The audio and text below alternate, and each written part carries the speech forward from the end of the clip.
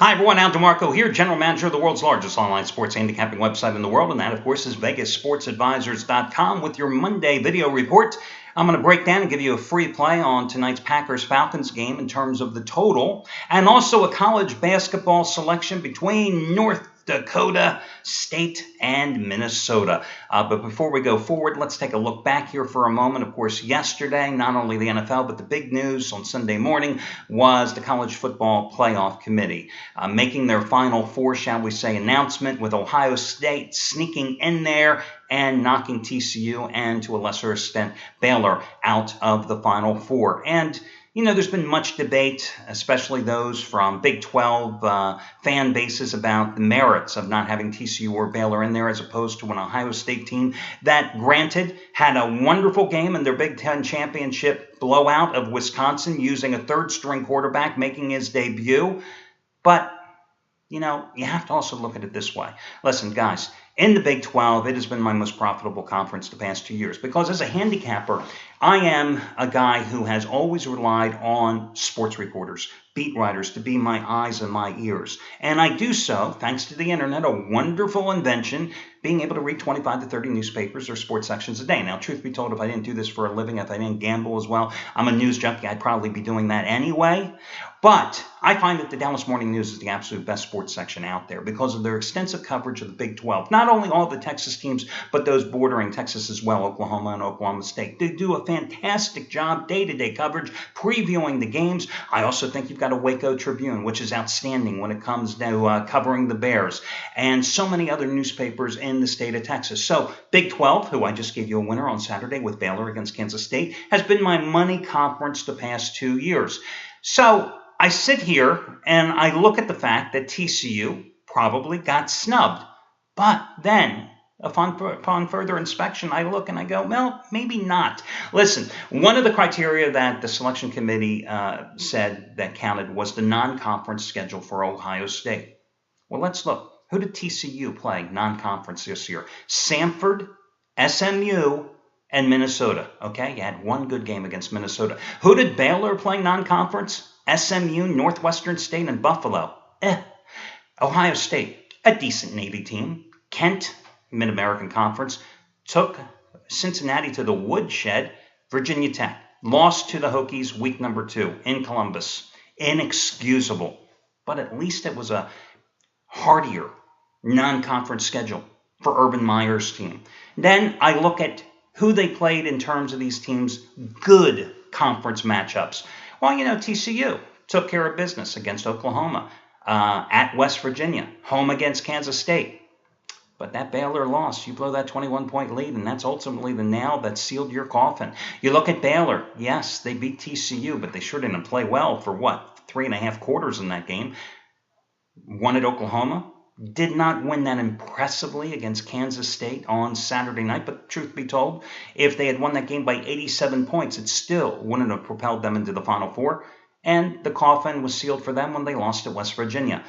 In terms of Ohio State, their good wins this year kicked Michigan State's ass in East Lansing, won at Minnesota, and of course blew out Wisconsin. An overrated Badgers team, I think, that was one-dimensional, that could only run the ball, but still, you blow them out in the championship game, it certainly gets you some brownie points. And then the final criteria that I used when reevaluating these final three, I looked at the cupcake portion of the conference schedule. And what I mean is this. Listen, Ohio State, they beat Maryland, Rutgers, Illinois, Indiana, Penn State, and Michigan.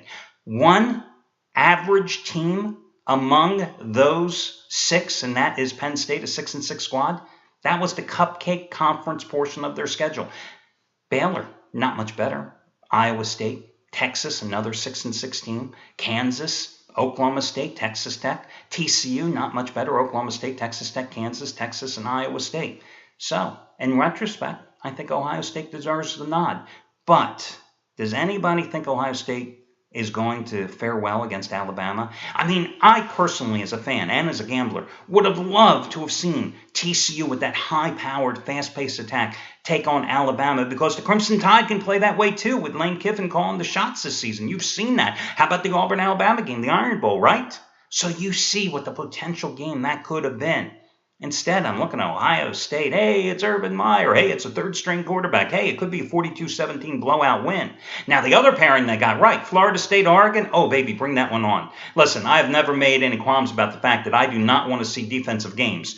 Put me in front of a TV for a 13-10 game, and I will fall asleep probably by the end of the first quarter. You put me in front of the game, 42-38, now that's the type of game I want to see, and that's what I'm hoping to get out of Florida State and Oregon. Okay, that's it for there.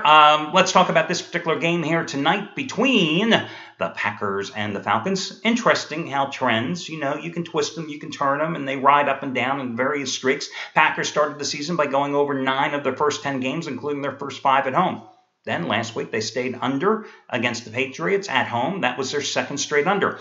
The Falcons have gone over the past 2 weeks, but they had stayed under in 6 straight games. You're looking at like 55 points tonight, but you tell me, do you anticipate this being a 17-14 game? I don't think so.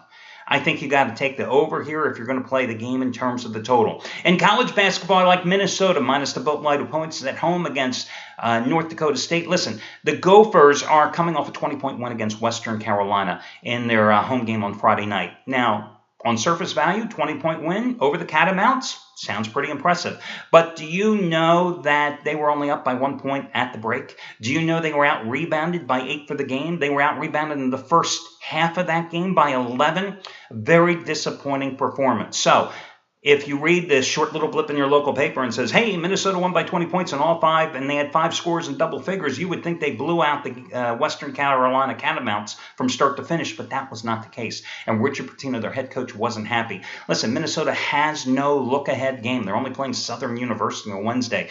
After that, they have a 9-day break. As for the Fighting Sioux, they're coming off a 63-62 win at Drake, but Drake committed 19 turnovers, and hell, Fighting Sioux were down by 10 points at one stage in that game. They lost their 2 prior games out in Utah and the Utah Utes Thanksgiving Day tournament by 18 points to Texas Pan Am, and even worse in their opener, 90-53 to Utah. And they opened the season with a 12-point loss at Northern Iowa, and they also lost to South Dakota State by 2 points. So I'm going to go with Minnesota and convincing wire-to-wire route tonight as your other complimentary play. Remember, guys, you can catch my daily video report and all of your discount coupons available on a daily basis over at VegasSportsAdvisors.com, where if you have not yet taken advantage of the 1-day free all-access pass trial, why not? You get my best bet. I'm coming off 2-0 sweep this weekend with the Houston Texans yesterday and Baylor on Sunday or Saturday.